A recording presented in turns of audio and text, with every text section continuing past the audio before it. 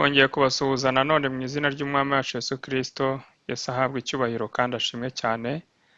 Dusubukuye ibyigisho byacu, umutwe w'amagambo uravuga ngo ingabo zigose umujyi Yerusalemu. Turebye isomo riboneka muri Luka igice cya 21 umurongo wa 20, hari amagambo avuga ngo ariko ubwo muzabona i Yerusalemu hagoswe n'ingabo, muzamenye yuko kurimbuka kwaho kwenda gusohora. Icyo gihe abazaba bari i Yudaya bazahungire ku misozi miremire, n'abazaba bari hagati muri Yerusalemu bazayivemo, n'abazaba bari imusozi ntibazayijyemo. Bavandimwe, uko bigaragara yuko uyu munsi wa none iki cyorezo cya coronavirusi ari nk'ingabo za Roma zigose umujyi Yerusalemu. Muribuka ko igihe Yesu yaburiraga ubwoko bw'Abisiraheli, yarababwiye ati nimubona ingabo zigose, muzamenye yuko umujyi uri hafi kurimbuka. Icyo gihe rero ingabo zaraje zirongera zisubirayo, ariko icyo gihe abantu bari bafite ubwoba yuko bari hafi kurimbuka, ariko cyari ikimenyetso Imana ibahaye. Irababwira iti nimubona ingabo zije, mwebwe muzahite muhunga. Umuntu uzaba ari Yudaya azahungire mu misozi miremire, uzaba ari Yerusalemu azayisohokemo. Yerusalemu ari bishushanya umujyi, ni ukuvanga abantu bakwiriye gusohoka mu mijyi kugira ngo babashe kujya mu byaro aho babasha kubona ibyo kurya, wenda babikuye mu mirima. N'abazaba bari imusozi ntibazayijyemo, ni ukuvuga ngo n'abantu bazaba batari mu mujyi ntibazawujyemo. Iyo dusomye amagambo aboneka mu gitabo cy'intambara ikomeye ku ipaje ya 28 isubi ya 3, hari amagambo avuga ngo abasirikare b'Abanyaroma bari bayobowe na Sestius bamaze kugota umujyi, bagize batya bava mu birindiro byabo ku buryo butunguranye, mu gihe ahubwo cyari igihe cyiza cyo guhita bagaba igitero.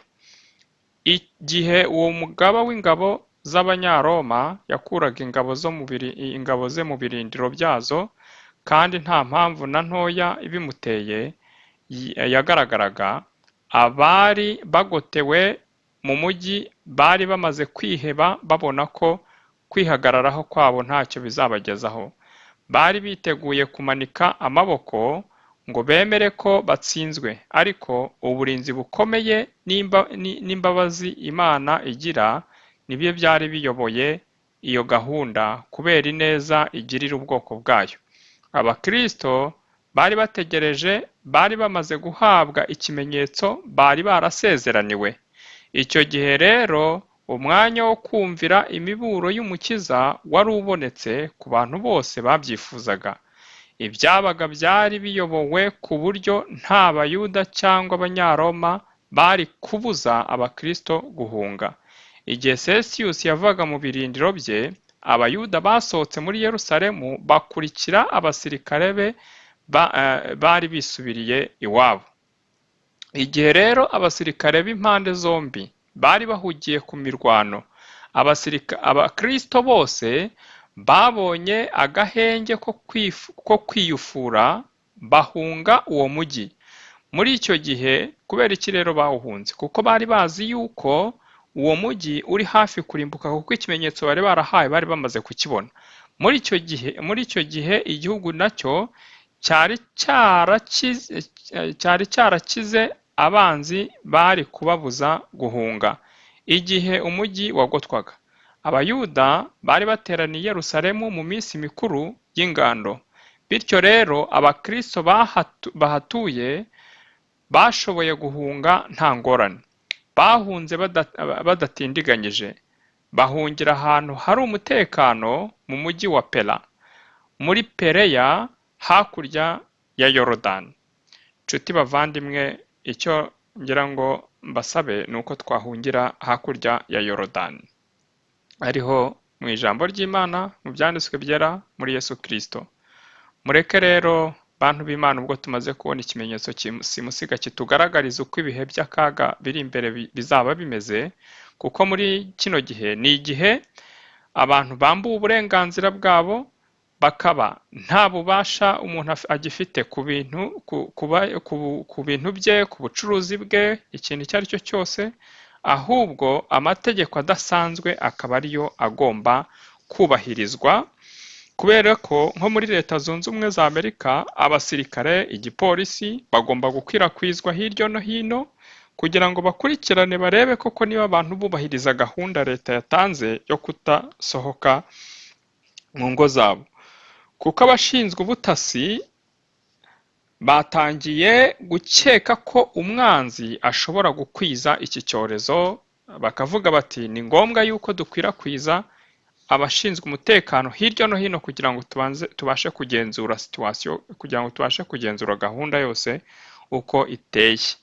Bigaragara yuko rero muri ibi bihe niba hari n'amatora ateganijwe, uko bigaragara mu gihe hari amategeko adasanzwe, bigaragara yuko n'amatora ndetse ashobora guhagarara. Kubera iki? Kubera yuko iki cyorezo kirimo kurimbura ku buryo budasanzwe. Niba rero amatora arahagaze, bigaragara yuko umuntu uriho ubu ngubu ayobora yaba afite ububasha bwose bwo gukora bwo gutegeka ibyo yaba agambiriye byose bigamije gukiza abantu, ariko ibyinshi bikaba bigendereye no kwambura uburenganzira bwabo kugira ngo babashe gukiza ubuzima bwa benshi. Rero mu gihe hagiye gutangwa amategeko, ubwo abantu bazaba bahatirwa kugira ngo basenge ku munsi umwe w'icyumweru, neza neza iki gihe turimo cya coronavirus kiragaragaza neza ishusho ya nyayo mu kuntu akarengane kazaba gateye ubwo abantu bazaba bahatirwa kutumvira amategeko y'Imana. Bavandimwe rero, iki ni igihe duhawe cyo kugira ngo turebe neza, tumenye ko umujyi Yerusalemu ugoswe, cyangwa se iyi si yacu iragoswe, bikaba rero ari ngombwa kugira ngo abantu babashe guhunga mu buryo bwaba bushoboka hakiri kare, kugira ngo cyangwa se abantu bagire imyiteguro ihamye, ababishoboye, abari mu mijyi, batuye mu mijyi, babashe gushakisha ahandi hantu babasha kwiteganyiriza, bagakomeza. Niba tugira amahirwe iki cyorezo kigatuza, abantu bakabasha gukomeza ibikorwa byabo, ariko kandi ari nako bashakisha ahantu hitaruye mu giturage babasha gukora utundi turimo dusanzwe twerekeranye n'ubuhinzi, kugira ngo bibe byabasha kubarengera mu gihe nk'iki ngiki kidasanzwe. Rero ubuhanuzi bwaba busohoye, ubuhanuzi buvuga ngo nuko ba bami 10 bahabwa kugira ngo bayoborane n'uwo mwami igihe kingana n'isaha imwe. Ni igihe rero bigaragara yuko amatora yaba atagishoboka, icyo gihe ubwo hazaba hari ibihe bidasanzwe, ni ukuvuga ngo uzaba ayobora icyo gihe niwe uzakomeza kuyobora, kandi muri icyo gihe rero Yesu Kristo azaba ari hafi kugaruka, nta matora azaba agikenewe rwose. Ni ukuvuga ngo dusabe Imana kugira ngo idusobanurire tumenye ngo icyo gihe cy'isaha imwe mbese cyaba cyenda gutangira. Nshuti bavandimwe, kubera iki mvuze gutyo?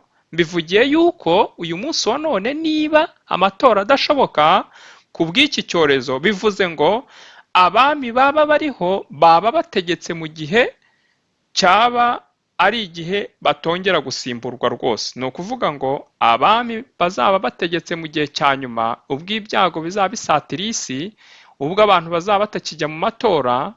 Impamvu byanditswe bivuga ngo bazategekana n'uwo mwami igihe kingana n'isaha, ni ukubera yuko uhereye igihe ibyago bizaba bitereye bikaba bitagishoboka ko abantu babasha gusimburana ku butegetsi, isaha imwe izaba itangiye rwose, kugeza igihe umwami wacu Yesu Kristo azagarukira, noneho isi ikabasha gushyirwaho iherezo. Nshuti bavandimwe rero, duhawe umuburo, icyo dusabwa buri muntu wese ahunge nk'uko Yesu yari yarabivuze ati muzahungire mu misozi miremire, duhungire ku musozi ari we Yesu Kristo, ari we rutare rwacu, kugira ngo tubashe kurengerwa mu gihe nk'iki ngiki gikomeye cyane.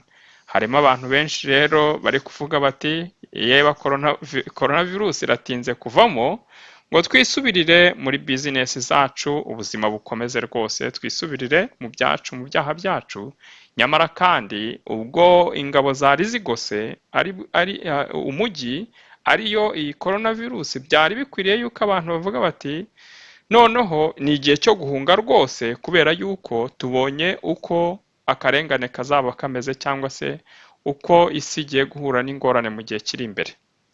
Bavandimwe rero dusubikiye hano, Imana ibashe kudusobanurira yuko iki ngiki ari ikimenyetso duhawe gikomeye cyane cyo kugira ngo abantu babe maso kandi basenge.